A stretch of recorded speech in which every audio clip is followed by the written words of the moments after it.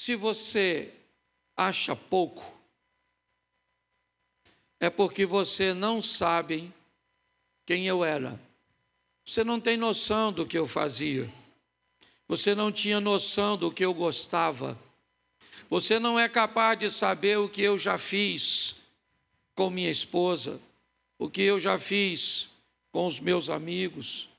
Você não é capaz de saber o que eu já fiz no trabalho, o que eu fiz há 10, 20, 30 anos atrás, ou algum tempo atrás.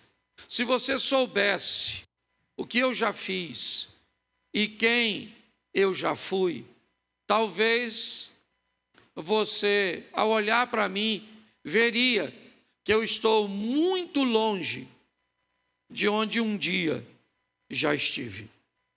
Essa é a realidade da maioria de nós. A apresentação desse texto tem a ver com a importância de olharmos para as pessoas hoje e mesmo ao vê-las, nós perguntarmos quem ela foi, o que ela já fez, quais eram suas ações. Às vezes temos por hábito de olhar o presente momento sem fazermos avaliação nenhuma do histórico da pessoa. Então hoje o que você poderia chamar o mau comportamento de algumas pessoas, se você conversasse com alguns amigos, parentes, eles poderiam narrar a respeito dessa pessoa coisas que te deixaria boquiaberto, que você olharia e dizia, mas ela já fez isso? Mas ele já fez isso? Ah, eu não acredito. Mas por que é que você não acredita? Pela atual conduta dessa pessoa. Isso não significa que ela alcançou a perfeição. Significa apenas que ela está bem distante de onde um dia já esteve. E por você não conhecer a realidade dessa pessoa, pode parecer muito pouco. Então eu quero fazer uma reflexão. Esse culto é um culto mais breve, mas eu quero começar por Lucas 17, 14. Evangelho de Lucas, capítulo 17, verso 14, diz assim: e ele, vendo-os, disse-lhes: ide e mostrai-vos ao sacerdote. E aconteceu que, indo eles, repita só isso comigo, indo eles, isso, ficaram limpos. Indo eles, ficaram limpos. Indo eles, ficaram limpos. Feche os seus olhos. Senhor, em nome de Jesus, continua falando conosco. Usa-me como um canal de bênção nesta hora, pelo poder do nome de Jesus. Amém. Glória a Deus. Amém. Essa é a passagem que narra a história de Jesus com os 10 leprosos. 10 homens abordam Jesus, buscando tirar de Jesus a cura para a sua enfermidade. Eles não se aproximam muito de Jesus, preocupado em infectá-lo com a lepra, ou simplesmente amedrontado de serem apedrejados por outras pessoas, vendo que eles estavam rompendo o limite da distância. E eles pedem a Jesus que tenha misericórdia deles. Jesus então olha para eles e diz para eles: saiam daqui e procurem o sacerdote e se apresentem a eles. Bom, eles não poderiam fazer isso. Eles não poderiam se apresentar ao sacerdote, a não ser se estivessem curados. Eles não poderiam se aproximar de ninguém. Quando Jesus diz a eles, se apresentem ao sacerdote, ou mostrem-se a eles, Jesus já está dando a eles o caminho que todo aquele que até o presente momento fora curada deveria cumprir. As pessoas ou os que ficaram curados, eles tinham que cumprir essa determinação antes de voltar ao convívio com a sociedade. Eles eram obrigados a ir até o sacerdote ia inspecioná-lo, verificar se não havia ainda nada que mostrasse, né, algum resíduo da lepra. Então um sacrifício era feito, e aquele homem, então, mediante ao atestado estabelecido pelo sacerdote, ele voltaria ao convívio. Porém, eles não estão curados. Jesus diz: mostrem-se ao sacerdote, mas quando eles olharam para eles, eles continuavam leprosos. Então não tinha por que sair de onde estavam e ir até o sacerdote, porque isso só era feito depois que a cura era estabelecida. Mas eles obedeceram. Eles saem dali e vão procurar o sacerdote. E no caminho entre Jesus e o sacerdote, a lepra desapareceu. Quando foi, pastor? Será que foi assim que eles saíram? Será que todos ficaram limpos de forma simultânea? Qual seria a distância onde Jesus estava até o primeiro sacerdote que eles encontrariam? Quem é que detém essa informação para trazer com precisão a informação de quando eles ficaram curados? Ninguém. A mensagem é a seguinte: e indo eles, ficaram limpos. A limpeza aconteceu e ela não podia ser parcial, ela tinha que ser total, senão isso não dava a eles o direito de se reintegrar à sociedade. Mas em que momento eles ficaram limpos? Não se sabe. Todos ao mesmo tempo? Também não se sabe. O que se sabe é que quando eles chegaram até o sacerdote, todos estavam limpos. Pronto. Mas se todos foram curados ao mesmo tempo, ninguém sabe. E ninguém sabe, talvez nem mesmo eles.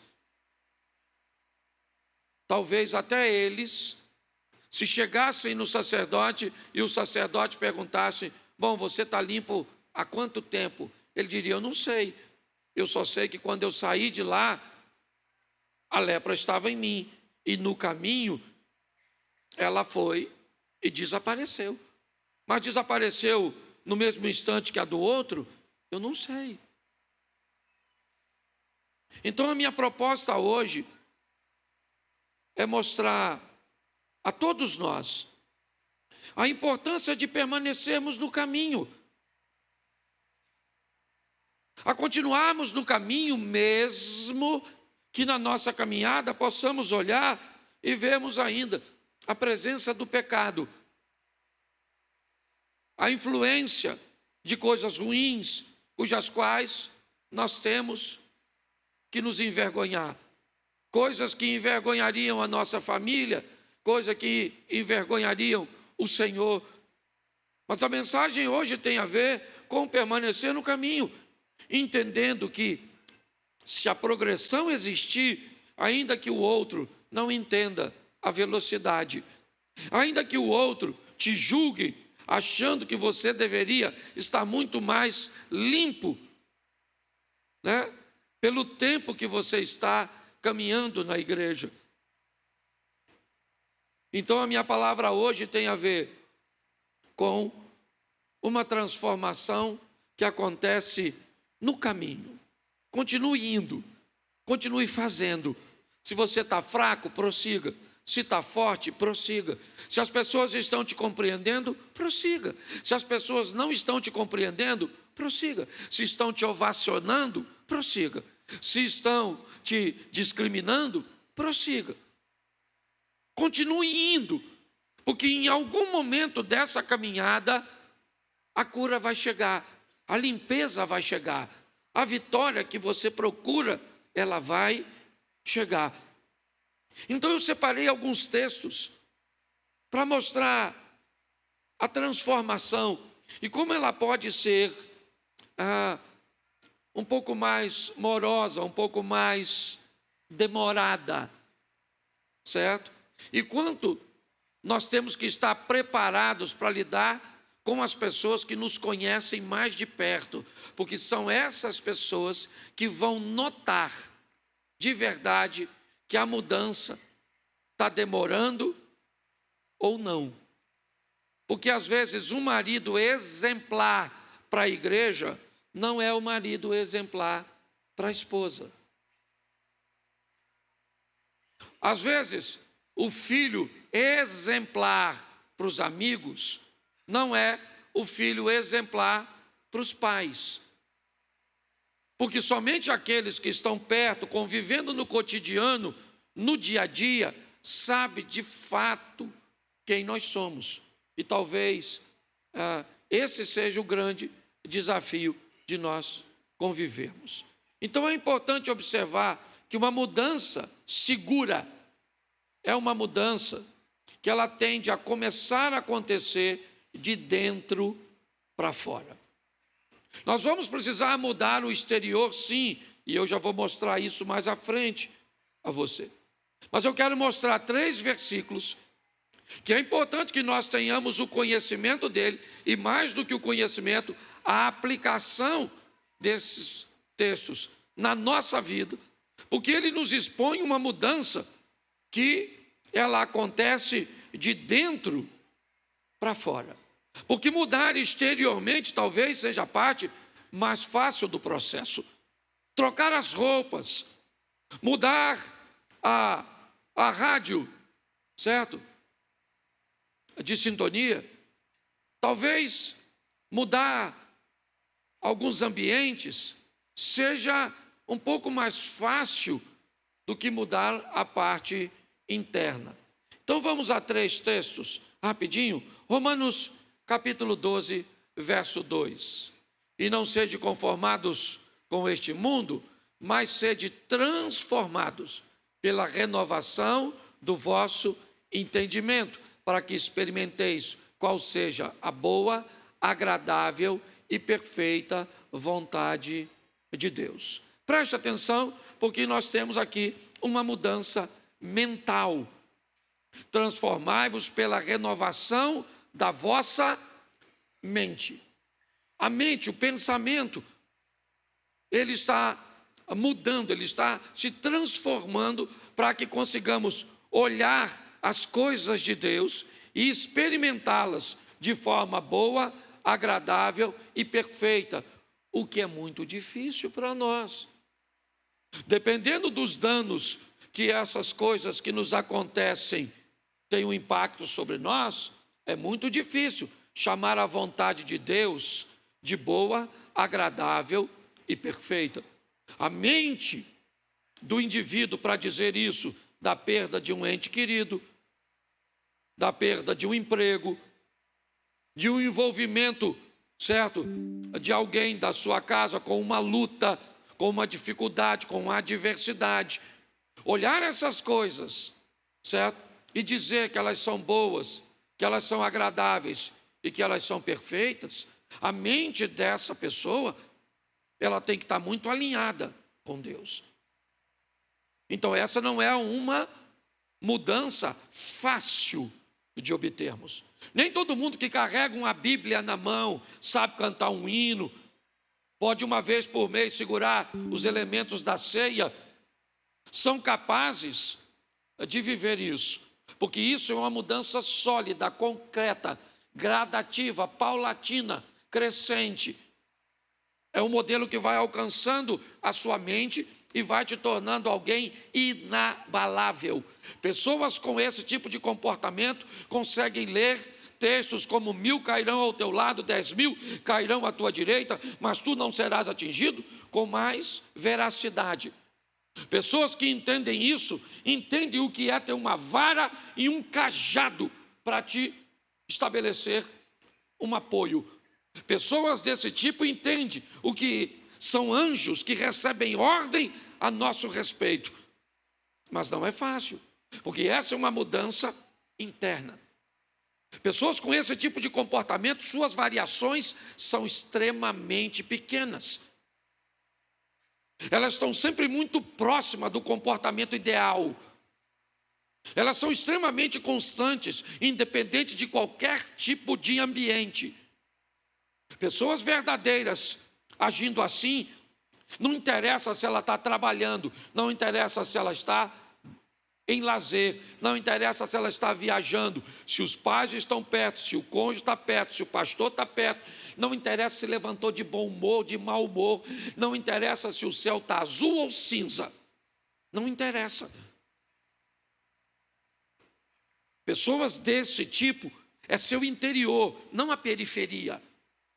O que controla ela é o seu interior. Ela não é governada por aquilo que está ao seu redor, não. Ela é governada por aquilo que está dentro dela. E por isso, certo? Elas foram transformadas pela renovação, certo? A renovação de sua mente deu a ela a capacidade de viver assim. Segundo texto, segunda carta aos Coríntios, capítulo 3, verso 18. Isso, vamos lá. Mas todos nós, com o rosto descoberto, refletindo como um espelho a glória do Senhor, somos transformados de glória em glória, na mesma imagem, como pelo Espírito Santo. Preste atenção, o rosto é descoberto, sem ter nada para esconder, verdadeiro. Todos nós com o rosto descoberto, certo? Nós vamos estar diante de um espelho, onde o que vamos refletir não é a nossa imagem, é a imagem do Senhor, mas para que isso aconteça, nós vamos precisar de uma transformação que aconteça de glória em glória. Uma exposição que nos mostra que isso de verdade não acontece de forma instantânea. Que isso é um avanço cujo qual nós vamos ganhando território, ou cedendo território, melhor dizendo, ao Espírito Santo, para que ele, certo, ao mudar aqui como pelo Espírito, a imagem que as pessoas vão ver, depois de vivermos de glória em glória, somos transformados e o espelho reflete a glória do Senhor. Ou seja, quem olhar para mim e para você, mesmo sendo imperfeitos, mesmo achando que nós temos muito que mudar, mesmo achando que ainda é muito pouco, é pouco para eles, mas ele não sabe o que você percorreu, ele não sabe o que você viveu, ele não sabe quem você era, ele não sabe. Tem muita gente que, se eu desse a oportunidade para pegar nesse microfone e disser aqui as coisas que já fez, final do culto não tinha mais ninguém. Ou então nós íamos dormir hoje de luz acesa. Isso ia virar um filme de terror. Tá certo? Mas é de glória em glória. É mudando a nossa mente, certo? Que vamos alcançar essa transformação. 2 Coríntios, capítulo 4, verso 16. Por isso, não desfalecemos, mas ainda que o nosso homem exterior se corrompa, o interior, contudo, se renova de dia em dia. Ainda que você dê um vacilo em alguma coisa, ainda que alguma coisa aconteça no percurso, e as pessoas que estão ao seu redor exijam de você algo que você não tem para dar, o texto está dizendo, o homem interior vai se renovando. Esse é um cara que não está desfalecendo, mas, certo? o texto diz, ainda que quem olhe para você e veja em você um comportamento reprovado, você sabe onde você estava e onde você está hoje. Você sabe quem você era e quem você é hoje. E só é porque o Espírito Santo está em você. Posso ouvir um amém? Amém? Troca aqui porque foi embora, irmão. O inimigo. Ou fui eu que segurei na antena? Pode ser. Não sei se o inimigo está atrás do microfone ou atrás da mesa de som, mano. Brincadeira, viu? Tá certo? Então é importante entendermos isso. Transformado pela renovação da nossa mente, transformados de glória em glória, e vamos ter que lidar com este homem, onde muitas vezes seu exterior, em alguns momentos espasmos, certo? Eles vão se manifestar, mas você sabe para onde está indo. Você sabe o que você está colocando dentro de você. A cada dia, esse homem, certo? Que hoje é tão poderoso sobre você, essa mulher que é tão poderosa sobre você, tentando trazer comportamentos, certo? Reprováveis, corrompidos, é só uma questão de tempo até ela perder força. Posso ouvir um amém? Por isso, é importante nós entendermos o ambiente de guerra. E eu separei 2 textos, um que, Efésios, capítulo 6, verso 12, mais à frente nós vamos ter revestido de toda a armadura de Deus, mas antes, um pouquinho, está o verso 12, que diz, porque não temos que lutar contra a carne e o sangue, mas sim contra os principados, contra as potestades, contra os príncipes das trevas deste século, contra as hostes espirituais na maldade, nos lugares celestiais. Então preste atenção. Essa batalha é uma batalha do mundo espiritual. É uma batalha diretamente travada contra Satanás, numa esfera que não é humana. Ela não é contra o homem, mas ela é no homem. Seja este homem você, ou alguém que Satanás vai trazer para perto de você para estabelecer o desvio, para criar o problema. Então eu preciso entender que a minha luta, se eu quero me tornar alguém melhor, se eu quero erradicar o pecado, eu preciso entender que a batalha, ela é, certo, nas regiões celestiais, é com Satanás. Se você não entender isso, seu inimigo vai ganhar força, porque você não acredita, você acredita que é a pessoa, você não consegue acreditar no mundo espiritual, então isso fica muito difícil. E o segundo texto é Tiago 1,14, e esse talvez seja o pior. Mas cada um é tentado quando atraído e engodado pela sua própria concupiscência. Esse é um texto que diz o que o diabo vai usar contra você. O que ele vai usar contra você? Alguma coisa que você goste e que te afaste de Deus, que te faça desobedecer a Deus. Então, todo homem é atraído e engodado, certo? Na verdade, aqui, é tentado quando atraído e engodado. O engodo é uma prática de pesca, o engodo é uma prática também de caça, certo? O que é um engodo? É uma isca, certo? Que esconde o que está por detrás dela, esconde uma intenção. Você vai pescar, o que acontece? Normalmente se prepara a isca no barco e dentre as iscas fica a cabeça do peixe, algumas partes que você não consegue prender no anzol. Então, quando o peixe aparece, quando há a presença do peixe, o que quem está pescando faz? Pega todo aquele resíduo e joga para fora do barco. O nome daquilo se chama engodo. Qual é a intenção? A intenção é fazer com que os peixes fiquem por perto. Porque dentre aquele resto de coisas que o pescador jogou dentro d'água, já, ou ele vai lançar a rede, ou ele vai lançar um anzol, escondido num pedaço. E é estranho, não é? Talvez por isso a Bíblia compare a caminhada cristã, ou o símbolo é um peixe. Porque preste atenção, o peixe tem tudo para sobreviver no rio e no mar. Tudo. Ele vai morrer de fome se não comer aquela isca? Não. Mas mesmo tendo tudo, ele não pode ver uma minhoquinha balançando, uma iscazinha fácil, tá certo? Então, o diabo vai se aproveitar disso.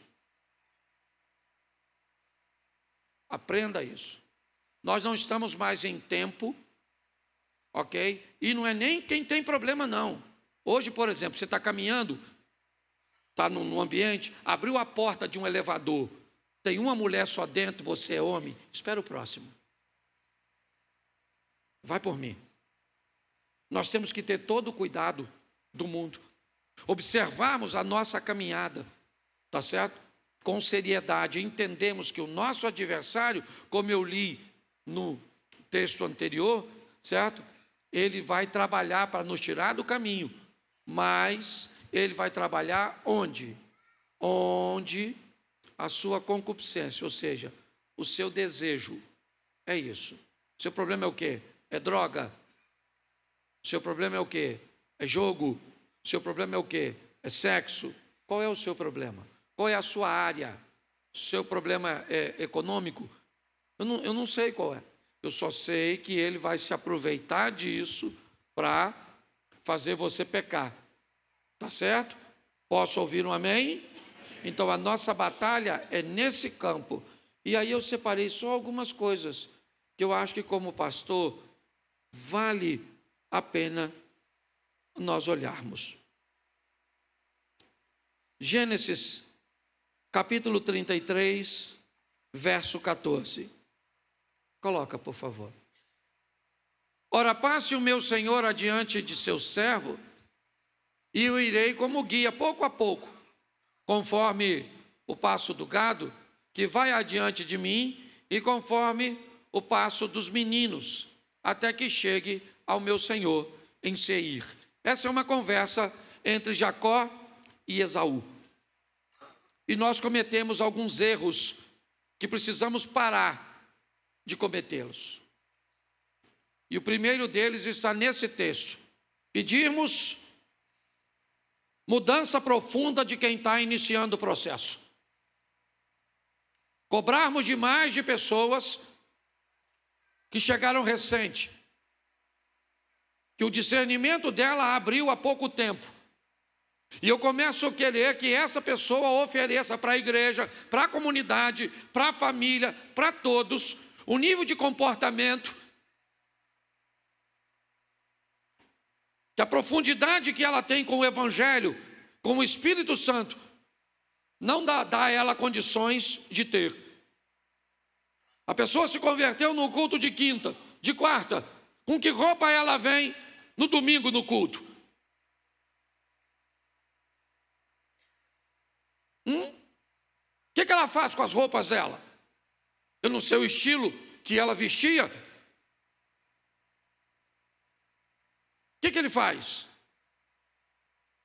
Pare para pensar. Agora ela pega? Não, pastor, ela que se vira.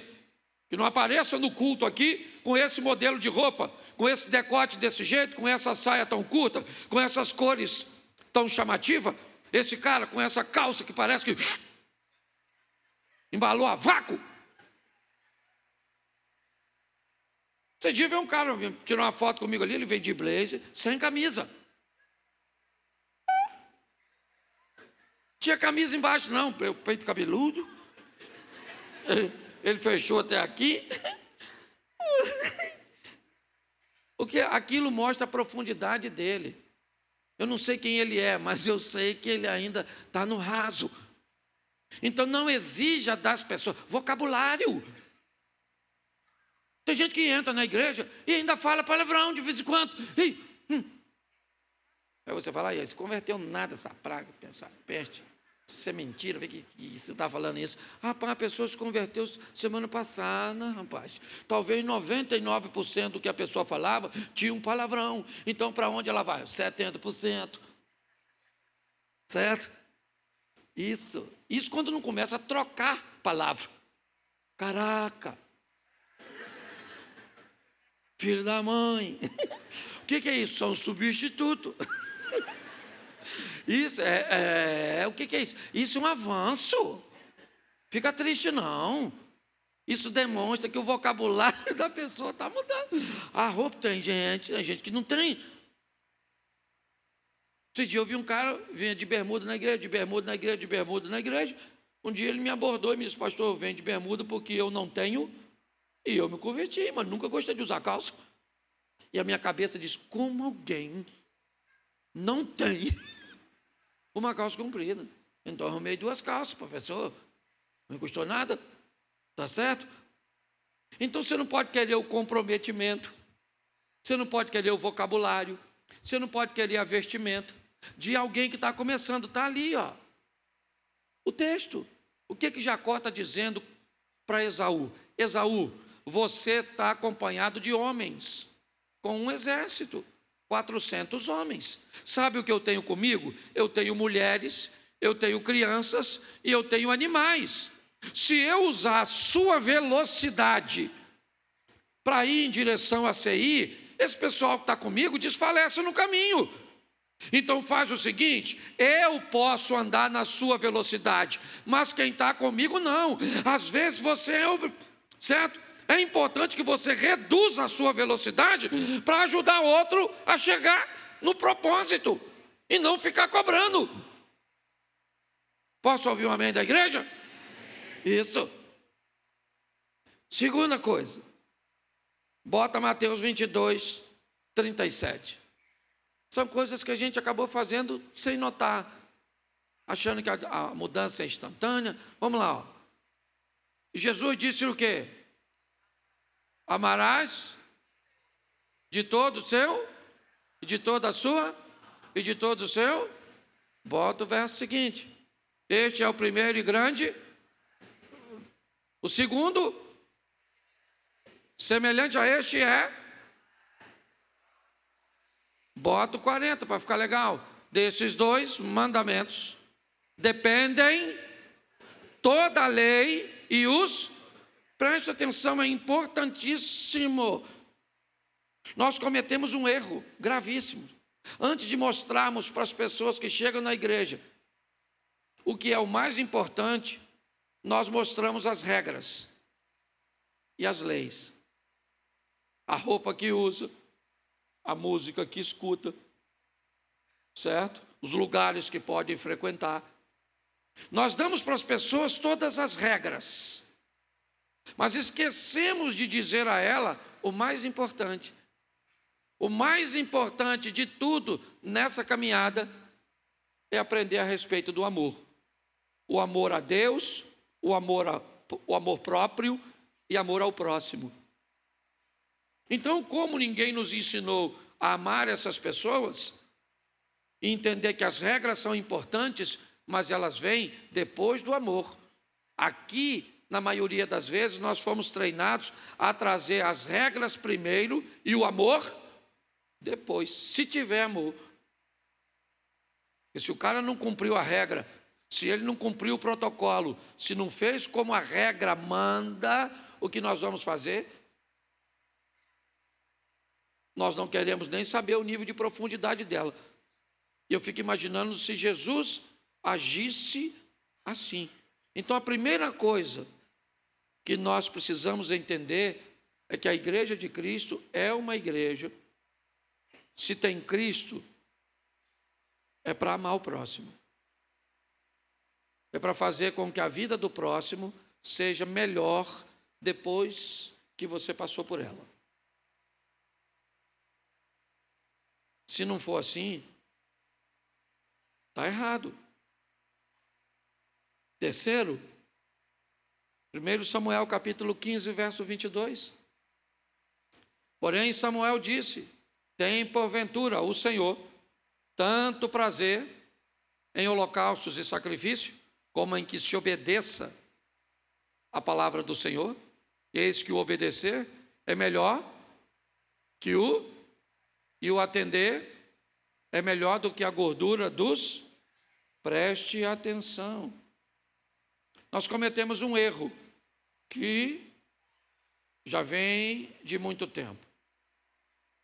O ambiente profético se sobressaiu ao ambiente do ensino da palavra, do aprendizado da palavra de Deus. E quando o profético vem à frente, as pessoas estão mais preocupadas em saber sobre o futuro do que em construir o seu próprio futuro. Hoje, qualquer ambiente que tenha um profeta, qualquer ambiente que fale do seu amanhã, ele é mais interessante para as pessoas do que um ambiente que ensine você a construir um amanhã. E pior, esse ambiente é um ambiente que pode fortalecer isso, dizendo que Deus está no controle de tudo. Ou seja, você pode pouca coisa. Isso está errado. Não funciona desse jeito. Esse texto diz e fala a respeito da obediência ao Senhor. Não negligencia e nem joga no lixo o profético. Não é nada disso. Nós somos uma igreja pentecostal e acreditamos em profecia. Sim ou não?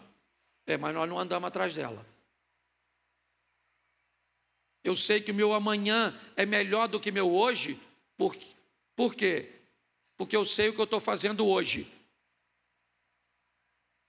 Se não for um acidente de percurso, aí um acidente sim, aí eu vou ter que olhar com a minha maturidade lá de Romanos, onde a minha mente vai me dar o entendimento que eu não fiz nada para aquilo estar acontecendo, eu fiz tudo certo e um acidente, uma situação totalmente oposta veio sobre mim. Então eu tenho que ter maturidade para dizer: Deus está no controle da minha vida. Então, o que está acontecendo é bom, perfeito e agradável. Agora, fora isso, é a minha responsabilidade. É o que eu estou fazendo. Então, eu preciso entender que o profético, ele não deve ter mais ênfase do que a obediência, do que cumprir a palavra de Deus, do que saber como eu devo proceder. Amém? 4. Mateus 13. Por isso lhes falo por parábolas, porque eles, vendo, não veem, e ouvindo, não ouvem, nem compreendem. Outra coisa que a gente precisa também remodelar, que a igreja nos ensinou, que o orador é mais importante e mais relevante que o ouvinte. Criamos monstros por detrás de microfones, monstros cantando canções, monstros pregando palavras, pessoas que esqueceram que o ouvinte é mais importante. Olha, dá para voltar o texto, irmão? Olha só, quando perguntaram a Jesus, por que Jesus falava por parábolas, Jesus vai explicar, depois você lê o texto, mas a explicação é: a vocês recebem a palavra diferente, porque há em vocês a capacidade de entender, de discernir, de interpretar, mas o povo não.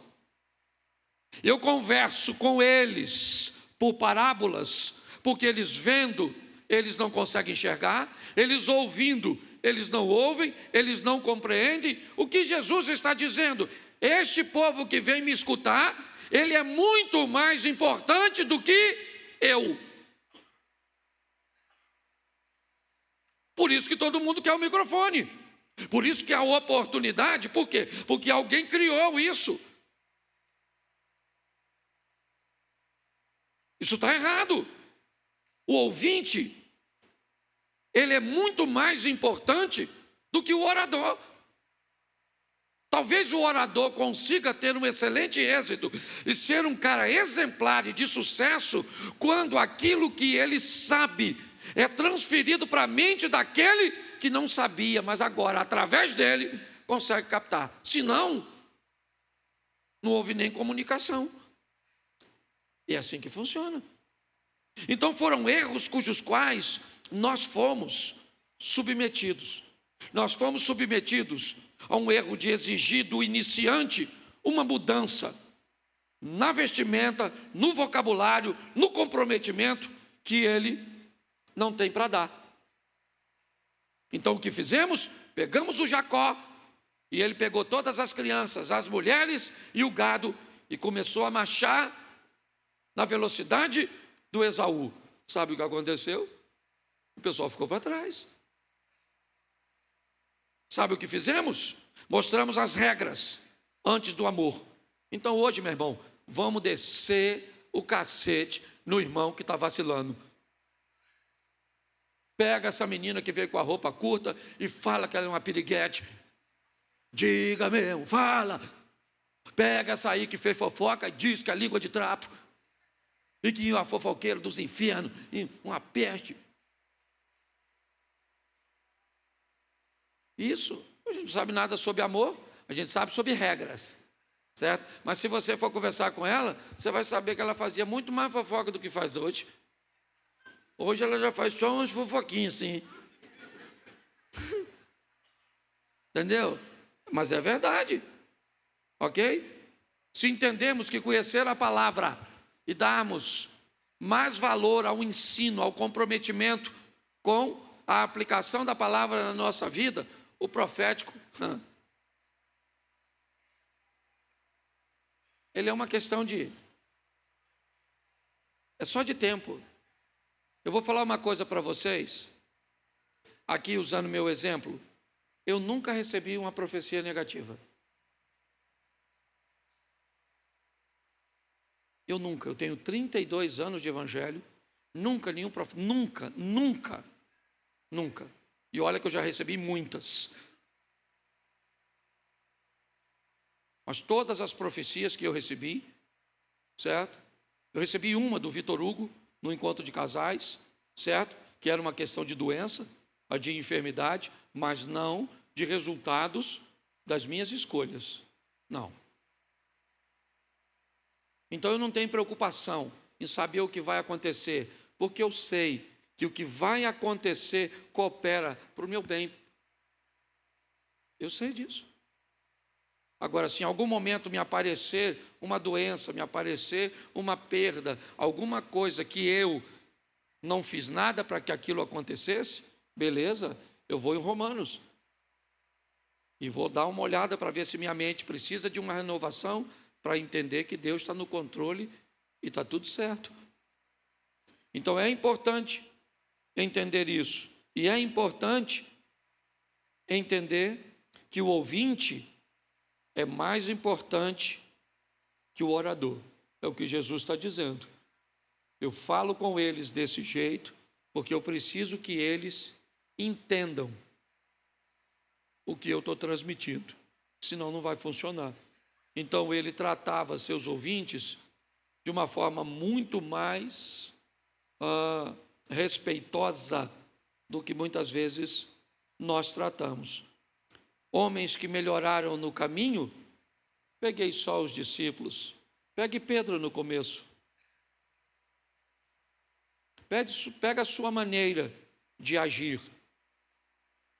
Pegue Pedro cortando a orelha do soldado, querendo ser maior que todos, dizendo publicamente na frente de seus amigos, ainda que todos te abandonem, eu, Pedro, jamais te deixarei. Jesus falou: Pedro, vou falar uma coisa para tu, antes que o galo cante, tu me nega 3 vezes, segura a tua viola, tu já está passando. Mas mostra quem ele era. a maneira cuja qual ele agia. Assim que a besteira aconteceu, sabe para onde Pedro voltou? Seu barco. Tiago e João, vamos lá, um comportamento explosivo, chamam Jesus numa ocasião e pedem para um sentar de um lado, o outro de outro. Jesus chamava os dois de filhos do trovão, provavelmente, certo? Por causa de seu comportamento. João, no final dessa história, é chamado de discípulo do amor, mas não foi sempre assim. Pedro não foi sempre desse jeito. Você acha que Abraão ofereceria Isaque se Isaque tivesse nascido antes do capítulo 12? Não. O Abraão que sai de Ur, certo? Com seu pai, não é o mesmo que vai a Moriá. Não é. Houve uma mudança no caminho. Você quer pegar Judas Iscariotes? Pensa. João diz que Judas era ladrão, roubava dinheiro da bolsa. Você vai me dizer que se realmente Judas era ladrão e roubava dinheiro da bolsa, ele conseguiu enganar Jesus? Por que é que Jesus manteve esses caras por perto? Você lembra quando Filipe diz: ô Senhor, que responsabilidade é essa? Já está ficando tarde, esse pessoal vai desfalecer no caminho, está ficando escuro, eles precisam comer, eles estão com fome. O que Filipe está dizendo? O Senhor está passando dos limites, pregando até tal hora, já está na hora de dizer um amém e mandar esse povo para casa. Jesus olhou e falou: então vamos dar a eles de comer. Pare e pense. O Tomé, o que tinha dificuldade de crer, Jesus não descartou nenhum deles. Não.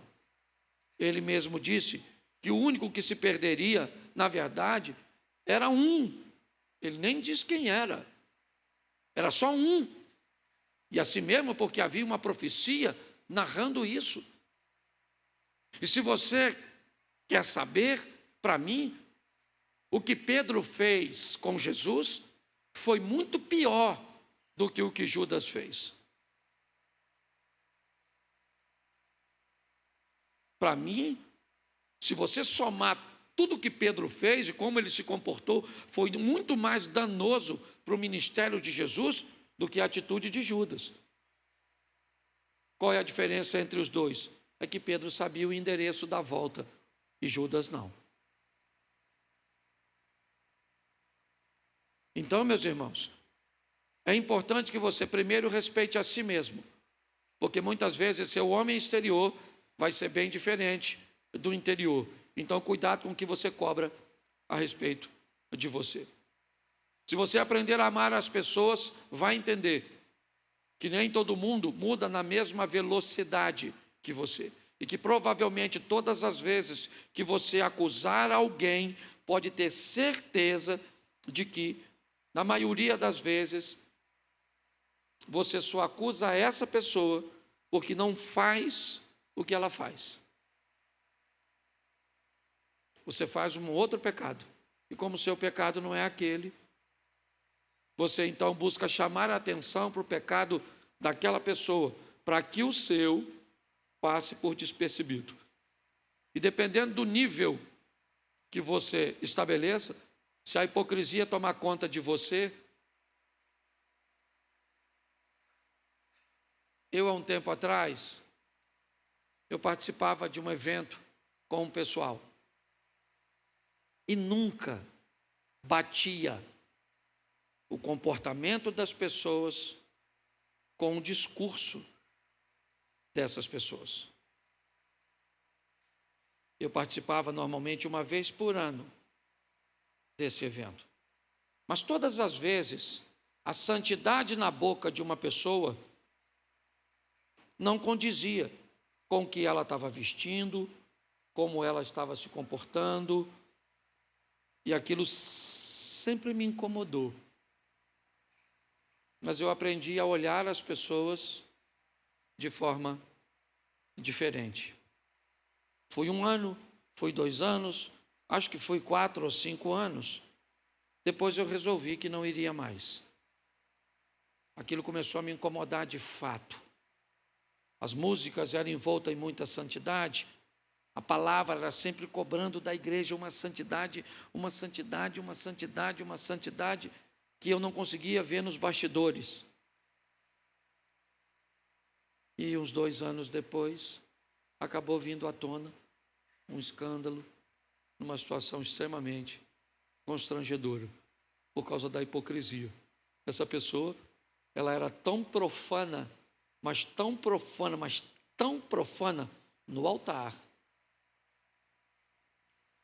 que ela falava contra tudo que ela fazia. Porque na cabeça dela, se ela fizesse isso removeria dela qualquer suspeita daquele tipo de comportamento. Mas a Bíblia diz que tudo aquilo que nós fazemos no escuro, uma hora vem à tona. Então, meus irmãos, vamos levar essa mensagem hoje, tá certo? Ela vai ficar gravada e eu peço a você, acompanhe, porque pode parecer pouco, mas a grande maioria que está aqui já teve bem mais fundo de onde está hoje, já esteve bem mais sujo do que estava hoje, e agradecemos a Deus por sua misericórdia, por sua compaixão, pelo cuidado para conosco. Preste atenção, porque um texto, ele vai completando o outro. Eu li, porque eu separei aqui, 10 frases ditas por Jesus. A primeira é o reconhecimento de autoridade de Deus e de seus pais em Lucas 2. A segunda é o reconhecimento da autoridade de João Batista sobre ele, Mateus 3:15. Depois é ele falando da sua missão em Marcos 1:15, onde ele fala de arrependimento e fé. A quarta está em João 1:38, onde ele pergunta: o que vocês estão buscando? Vocês vieram à igreja para quê? O que vocês querem comigo? O que vocês estão querendo comigo? É isso que ele está perguntando. No Evangelho de João, a história começa assim: o que você está buscando em mim? Eu acho que vale uma reflexão. Mas quando ele sai de João 3,15, Jesus diz 3 frases. Como eu disse 10, eu já li 4, vou ler mais 3 agora. Bota para mim Mateus, vou ler todas elas em Mateus para ficar fácil. Mateus 4:4. Mateus: ele, porém, respondendo, disse o quê? Ele disse o quê? Ele disse o quê? Verso 7.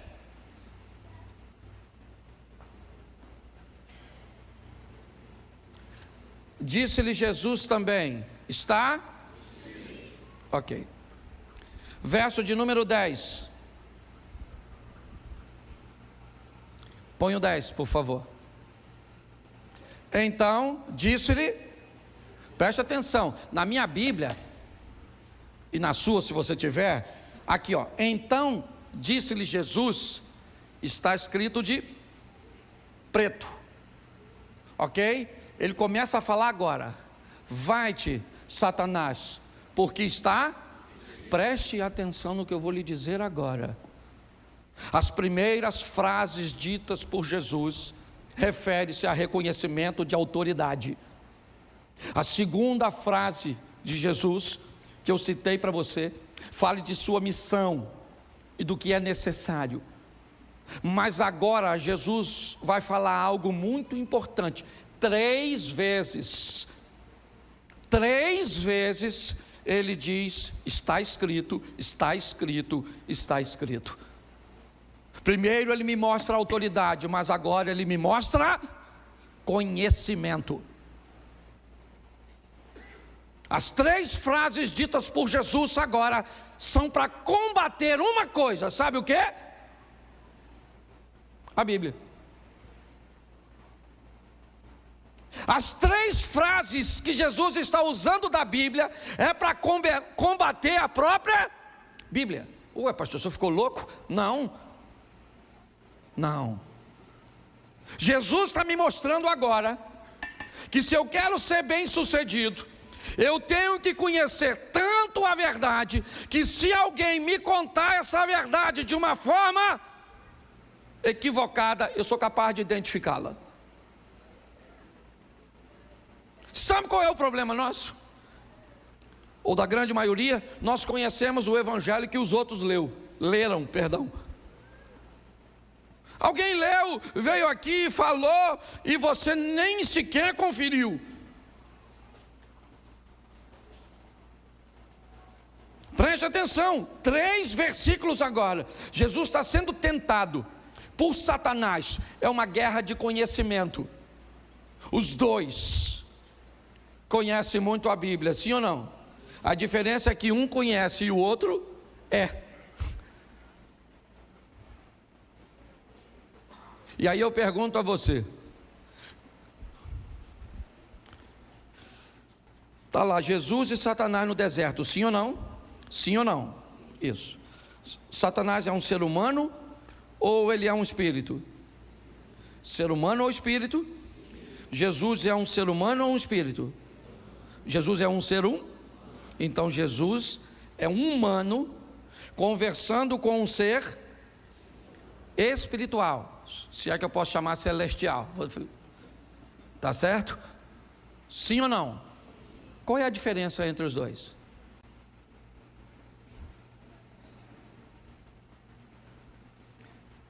É que Jesus não pode acessar o mundo espiritual para responder. Se Jesus disse está escrito, é porque ele leu. Se Jesus disse está escrito, foi porque ele estudou. É importante nós entendermos isso.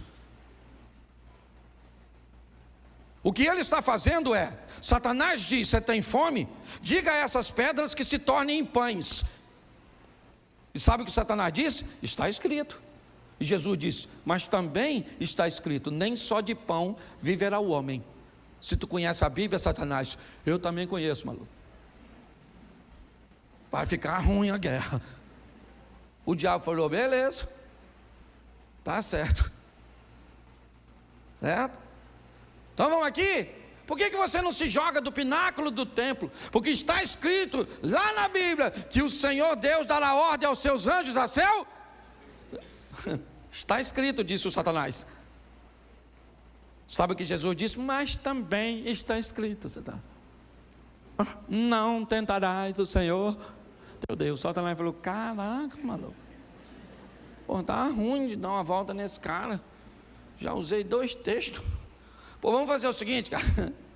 Ó, ao invés de você sofrer, morrer, cuspir no você, vamos escolher um bandido ao invés de você. Ó, se tu, olha só que beleza, se tu se prostrar e me adorar, eu te dou tudo isso. Jesus falou, ô Satanás. Bom, Satanás, você pode ir embora, porque está escrito, somente ao Senhor teu Deus servirás, somente a Ele adorar. Presta atenção, o diabo falou quantos versículos bíblicos? Quantos versículos bíblicos? Jesus falou? Isso aí. Poderia dizer que ele é flamenguista? Brincadeira, não cabe nem na hora, tá certo? Tirei a espiritualidade do culto. Mas escute só. Pare e pense. Quantos versículos são suficientes para persuadir você? Para dizer para você e convencer você que qualquer tipo de amor é válido. Quantos? Quantos versículos são suficientes para você, para dizer que você pode xaropar e manguaçar, que depois recebe asa? Só se for de Ícaro. Para se lascar. Quantos? Jesus utiliza agora 3 textos falando de seu conhecimento, porque ele estudou. Entendeu? Se Jesus usou o poder dele para entender as Escrituras, se ele usou um texto que não estudou, deixa eu explicar uma coisa para você, não é justo, não é. É importante nós entendermos isso aqui. Duas coisas eu já te mostrei até agora. Primeira foi reconhecimento de autoria. Segundo, conhecimento da palavra. Você sabe o que é de Bíblia? Nossa, pastor, vou falar mesmo. Não lê nada, não lê nada, não lê nada, não lê nada. Hoje já viu 50 mensagens no WhatsApp. Já consultou o Instagram? Eu falo porque eu também consultei. Não sou diferente de você não, só que eu também li. Ou seja, uma pessoa falou comigo assim: pastor, olha só, se você tomar um copo de guaraná, você tem que tomar 5 de água para desfazer o guaraná. Eu gostei. Falei, se eu ler uma mensagem na internet, leio 3 versículos e tiro o efeito. Para cada mensagem lida no WhatsApp, você lê 3 versículos, até reduzir, ó. Era para fazer 5 copos, mas o evangelho é tão bom que dá para reduzir para 3. Então você faz o seguinte: carrega a Bíblia contigo e o celular, ou o celular na Bíblia, tá certo? Ou a mensagem: conhecereis a verdade vos. Mais 3 versículos e eu termino. João 10, 18.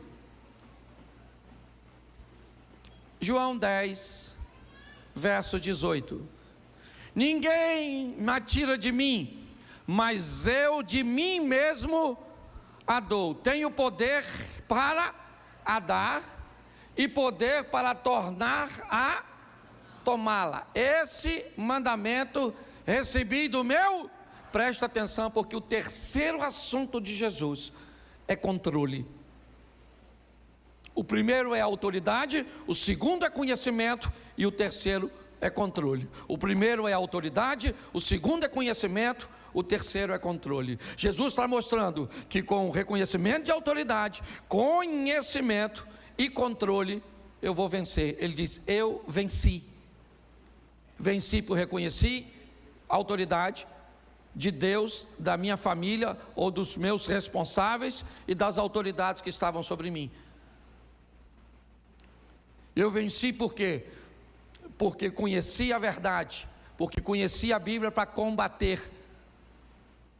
E agora ele me mostra o que ele está dizendo. Ele está pronto para morrer. E ele está dizendo: palhaçada é essa, discípulo? Conversa é essa, rapaz? Ninguém tira a minha vida, sou eu que dou. Eu estou no controle desse negócio todo aqui, rapaz. Para com essa palhaçada. Porque eu imagino os discípulos de... Calma, gente. Estou entregando e já eu tomo de volta.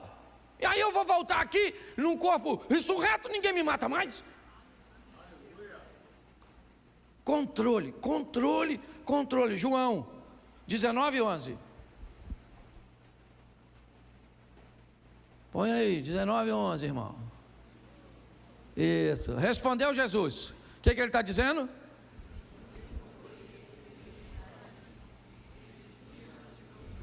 Presta atenção, porque isso aqui arrebenta na nossa cabeça.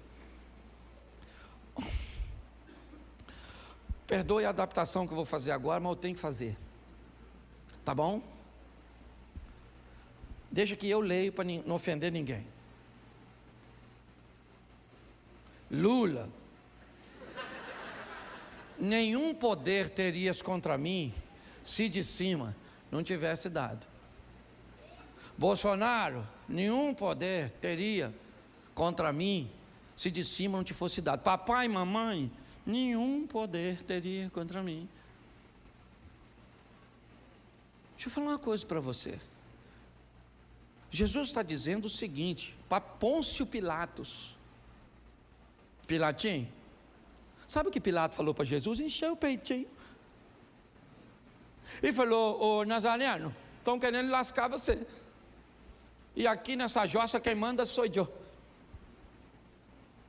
Fala comigo agora, ô Nazareno, porque eu livro você da morte. Eu sou Pôncio Pilatos. Jesus falou: Pilatinho, sabe de nada, vai lavar a mão, miserável. Ô Pôncio, nenhum poder tu teria, cara. Tu só está onde está porque meu pai deixou. Sabe o que Jesus está dizendo? Ô camarada, quem está no controle de tudo aqui sou eu. Sabe o que ele disse? É-me dado todo o poder no céu e eu acabo com isso tudo agora, rapaz. Oh, as pink cérebro, meu Deus do céu, querendo dominar o mundo?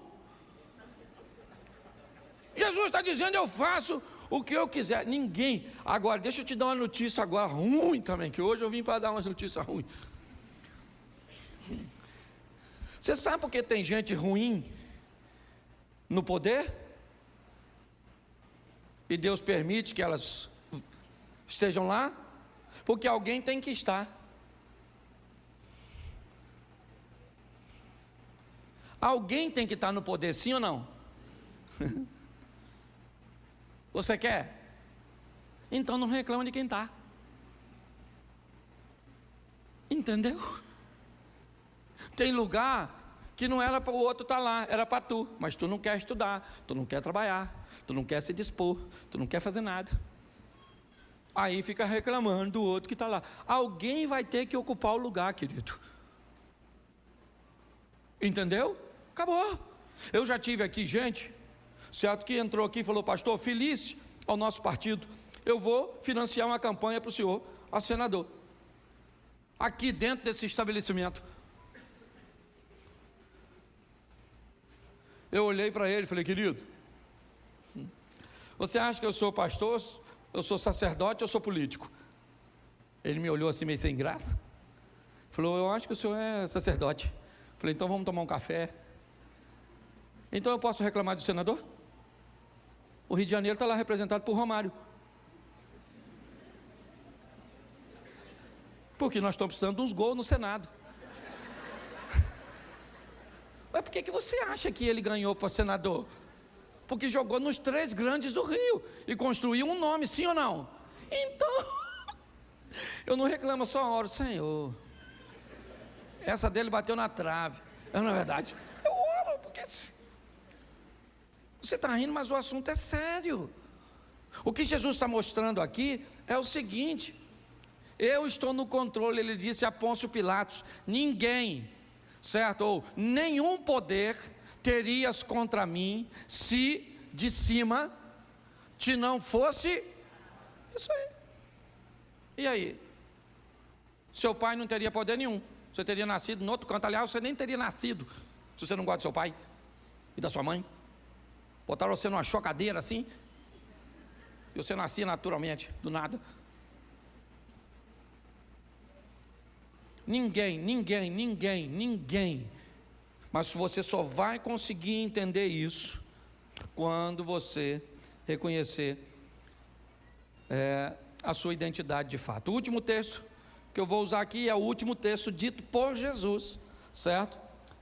No Evangelho de Marcos, capítulo 16, verso 16. Ele já está indo embora, certo? Preste atenção no que ele diz. Quem crer e for, será, mas quem não, será. Verso 17. Estes sinais seguirão aos que em meu nome falarão novas. Vamos lá, bota o 18. Pegarão nas serpentes, certo? E se alguma coisa, e se beberem alguma coisa mortífera, não lhes farás dano. E imporão as mãos sobre os enfermos e os... Verso seguinte. Ora, o Senhor, depois de ter falado, foi recebido ao céu, assentou-se e está esperando para encontrar comigo e com você. 3 coisas eu quero que você guarde na sua mente. A primeira delas aqui. Reconheça a autoridade. A segunda, tenha conhecimento da palavra. A terceira, assuma o controle. Pare de deixar as coisas que estão ao seu redor te controlar.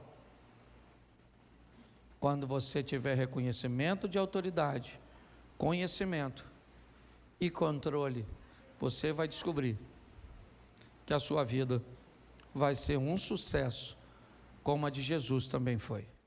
De João, capítulo 1, ou melhor, capítulo 4 primeiro. Vamos dar uma olhadinha no assunto sede, girando em torno de água, e a primeira é a mulher samaritana. Isso. Quando o Senhor veio a saber que os fariseus tinham ouvido que Jesus fazia, que batizava mais discípulos que João, ora ainda que Jesus mesmo não batizava, mas sim os seus discípulos. Ele saiu da Judéia e foi outra vez para a Galiléia. Era necessário passar por Samaria. Foi ter em Samaria, numa cidade chamada Sicá, junto ao herdade que Jacó havia dado para o seu filho José. Estava ali a fonte de Jacó. Jesus, cansado do caminho, assentou-se junto à fonte.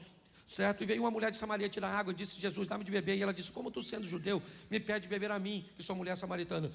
Há parentes, porque o judeu não se comunica com o samaritano, fecha o parente, bota uma pontuaçãozinha aí. Jesus disse: mulher, se tu conheceras o dom de Deus e soubesse quem é o que te diz, dá-me de beber, você é que me pediria e eu te daria da água viva. Ela disse: o poço é fundo, o senhor não tem com o que tirar. És tu maior que o nosso pai Jacó, que bebeu ele mesmo deste poço, como também toda a sua família e todo o seu gado. Jesus disse: mulher, aquele que beber desta água tornará a ter sede, porém aquele que beber da água que eu lhe der nunca mais terá sede. Note que o assunto é água, preste atenção, depois você confere. Água, ok? O assunto aqui é água. Uma mulher está indo buscar água. O que tem lá? 2 poços. É isso aí, cara. Criança é assim mesmo. Louvado seja Deus. Se está chorando é porque está com saúde. Isso. O que tem lá? Repita comigo: 2 poços. Isso. Mas pastor, a Bíblia diz que tem um poço só. O poço de Jacó. A herdade que ele deixou para José. Bom, isso é o que tem o H2O. Tá certo? Bom, o que aquela mulher tem ou sabe que vai ter? Sede. Não significa que ela está com sede no momento que está tirando água. Como ela não tem uma água encarnada como nós, ok? O que ela faz? Ela vai atrás da água. Ela sabe onde a água está. Ela sabe. Ela sabe que para tirar a água, ela vai precisar de algumas ferramentas. Ela sabe que o poço é fundo, ela mesmo disse a Jesus. E ela sabe que precisa de uma corda para acessar a água que está no fundo. E ela precisa também de um recipiente para conduzir a água para casa. Então note que ela está totalmente equipada para aquilo que deseja. Ela sabe onde a água está, onde é o poço. Ela sabe que o poço é fundo, então ela leva a corda. E ela sabe que precisa de um recipiente para levar a água para casa. O que ela não sabe é que além de uma vida física nutrida pelo H2O, pela aguinha, ela também precisa de uma outra água. Uma água que não tem naquele tipo de poço. Então, quando nós olhamos para esse texto, nós vemos um poço do lado de outro poço. E vem uma mulher totalmente preparada para tirar daquele lugar um tipo de água. Mas o outro tipo, ela nem sabe que existe. Quando Jesus começa a se apresentar para esta mulher, a primeira coisa que ele diz: me dá um pouco de água. Me dá um pouco de água.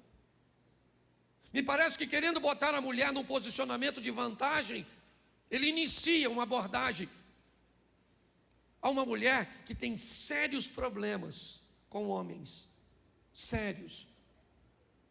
Ela não era mais uma garotinha, já passou por 5 relacionamentos frustrados, está dividindo um cesto de um homem que não é dela, ou seja, está vivendo um adultério. Até o presente momento, ela sempre encontrou homens que queriam tirar proveito de seu corpo.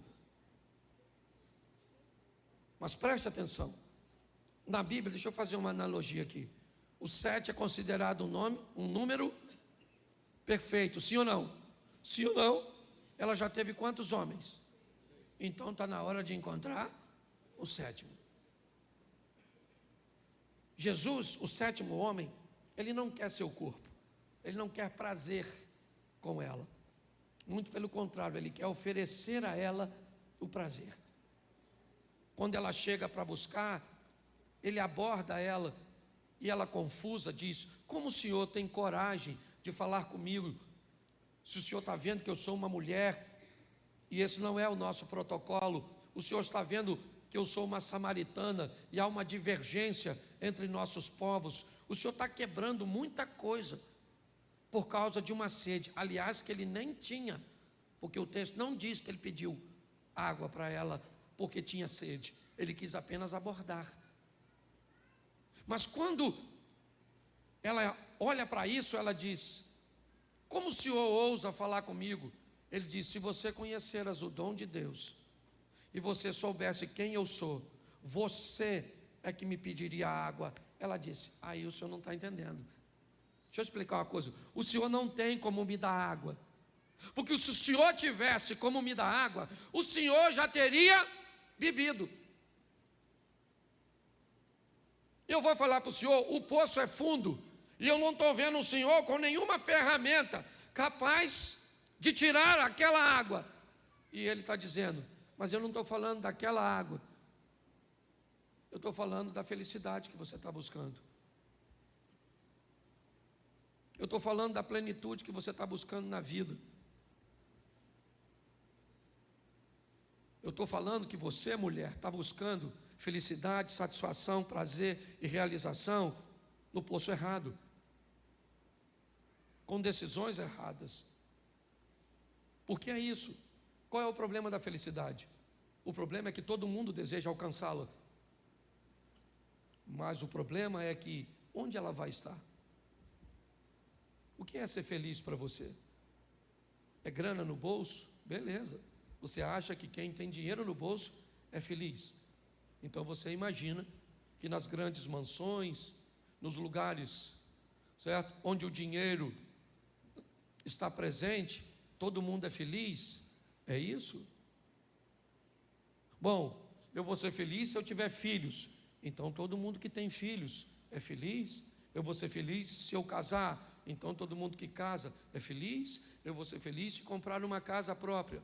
Então quer dizer que uma pessoa que não tem muito dinheiro, que não tem filhos, que é solteira e que mora de aluguel, ela é sentenciada à infelicidade? Não. Jesus está mostrando para ela o seguinte: a senhora tem sede, e quando é sede do seu corpo, a senhora sabe onde buscar e tem ferramentas para levar. Mas quando é sede de alma, eu vou falar para a senhora: eu sou, certo, uma fonte de água viva, que vou entrar na senhora, e a senhora nunca mais vai ter sede, nunca mais a senhora vai precisar de nada para te fazer feliz, porque feliz eu vou te fazer feliz. Você está entendendo? Hoje as pessoas estão buscando por isso. Eu quero ser feliz se eu tiver isso, eu não vou ser feliz, eu não vou. Então tá bom. E se você não alcançar o que quer? Você mesmo determinou a sua infelicidade. Se eu não tiver filho, eu não sou feliz. Então tá bom, cara. É isso, sua felicidade está condicionada a essa situação. E se você não alcançar? Porque às vezes o que você almeja tanto para você não é o que Deus tem para você. E aí? Engole essa. Mas sabe o que me encanta? É que ela não entende, mas entra no negócio. Ela falou: o poço é fundo, o senhor não tem com que tirar. O senhor é maior que o nosso pai Jacó, que bebeu ele mesmo deste poço, toda a sua família e todo o seu gado. Jesus falou assim: ô mulher, vou falar uma coisa para tu. Escute só. Quem beber dessa água, volta aqui para buscar amanhã. Agora, quem beber de mim não precisa de ir mais a lugar nenhum, porque eu sou suficiente para fazer qualquer pessoa ficar saciada. Ela pensou que ele estava falando da água. Ela falou assim: aí Jesus, então me dá dessa água aí, pô, para eu não vir mais buscar essa. Ele deve ter falado: difícil.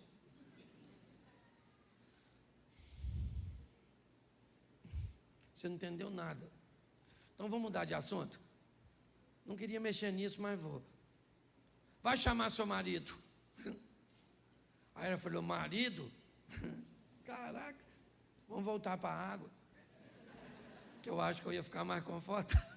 Deixa eu explicar ao senhor: eu não tenho marido não, moço, eu sou solteira. Aí ele falou: pois é, dona, a senhora não tem, porque a senhora já teve 5, já está com um que nem é seu. Ela falou: caramba, fofoca terrível. Ela não sabe que ele é Jesus. Então ela deve estar falando: puxa vida, descobriu quem eu sou. Caramba. Ô moço, eu estou vendo que o senhor é profeta. O senhor é alguém diferente. O senhor não é igual aos outros homens que eu encontrei. O senhor é diferente. O senhor sabe o meu passado, o senhor sabe quem eu sou, o senhor me conhece e eu não sei nada a seu respeito. Essa é a grande questão. Pare para pensar nisso. Ele sabe quem nós somos. Poucas coisas você sabe a meu respeito. O que você sabe a meu respeito? Você me conhece há quanto tempo? Você não sabe o que eu passei na infância, na minha adolescência, na minha juventude, os traumas que eu já enfrentei, as escassez, os problemas, tudo que eu já... E ele sabe de tudinho. E mesmo assim, me deu a oportunidade de me oferecer uma água que uma torneira não me dá. É muito importante nós entendermos isso. Jesus está mudando a história dessa mulher. E pensa num troço absurdo, é o que ele vai fazer com ela. Ele conversa com ela e fala coisa com ela que ele não disse para seus discípulos. Ele dá instruções. Que tem essa mulher para receber isso? Sabe onde os discípulos dele estão? Enquanto ele está conversando com a mulher? Na cidade de Samaria. Sabe o que tem lá? Muita gente que Jesus quer salvar. Jesus disse para seus missionários, 12 missionários: vão até Samaria comprar comida. E eles vão para comprar comida. A mulher veio para pegar água. Olha só. Quando Jesus termina de conversar com ela, ela deixa o cântaro. Depois você dá deixa eu ver se eu consigo te mostrar aqui. Põe o 4:28, por favor, para adiantar. Eu estou adiantando porque no segundo eu consigo pregar o texto inteiro. Agora eu tenho que abreviar. Isso. Deixou, pois, a mulher o seu, era com o cântaro que ela ia fazer o quê? Ela foi apanhar água. Levou a água. Levou ou não? Levou. Só não levou o H2O. Entendeu? É isso que eu quero que você entenda. Ela levou, só não levou a água do poço. Ok? Foi para a cidade, correu e disse àqueles homens. Olha o que ela disse para os homens: gente, encontrei o Messias. Samaritano esperava Messias também, sim ou não? Sim. Agora, um Messias que conversa com a dona, com essa reputação, aí também não, né, gente? O Messias tem que bater um papo com você. Uma pessoa santa, imaculada. Ir lá na sua casa, te abordar, falar comigo que sou o pastor Cláudio. Vai lá para pegar uma dona dessa reputação. Ela falou assim: encontrei o Messias. Falou comigo. Os caras devem ter falado: vê se o Messias vai aparecer para a senhora. Essa carga tributária da senhora para pagar. A senhora não tem vergonha não? O Messias já nunca vai dar confiança para a senhora. Esse é que é o problema, gente. O diabo usa isso contra nós, porque muitas vezes ele pega a nossa reputação, que nós não somos flor que se cheira, sim ou não? E isso.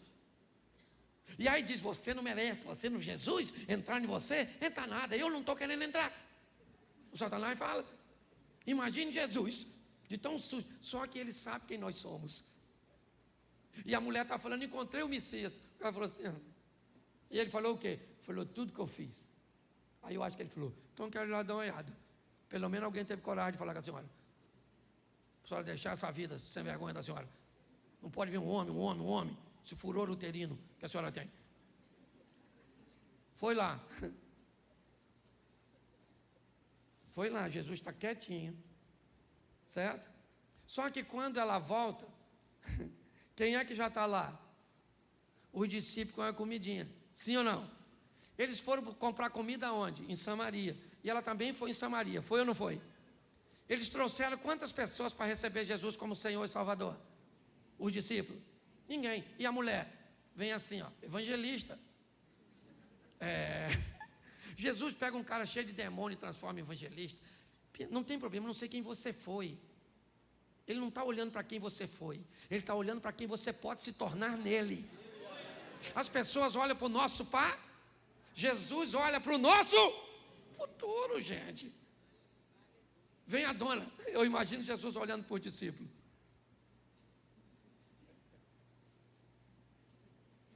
Aquilo é que é evangelista. Olha como é que a dona vem cheia de alma e vocês vêm cheio de sacolinha do supermercado.